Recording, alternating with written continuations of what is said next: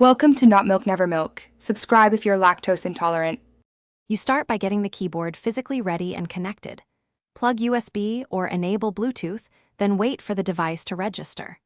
Once done, place the keyboard centered in front of you, about 10-15 cm from the desk edge, so your wrists stay neutral.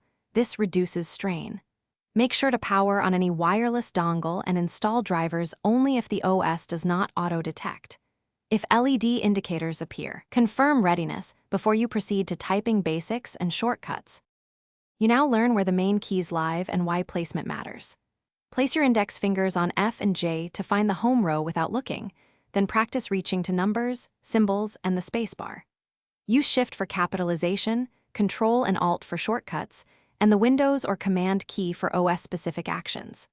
Once done, enable numlock for the numeric keypad and practice typing sequences slowly to build accuracy, then increase speed, making sure to correct posture and avoid looking down. You finish by mastering shortcuts and maintaining the keyboard. Practice Ctrl+C, Ctrl+V, Ctrl+Z for efficiency. Use Alt+Tab to switch windows and Windows+D to show the desktop. Keep the keyboard clean with compressed air and a lightly damp cloth, and avoid liquids. Spill protection prevents most failures.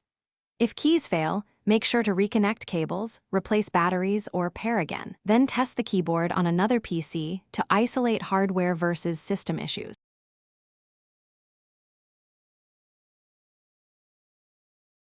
Thanks for watching. If this was helpful, leave a like and consider subscribing. See you next time.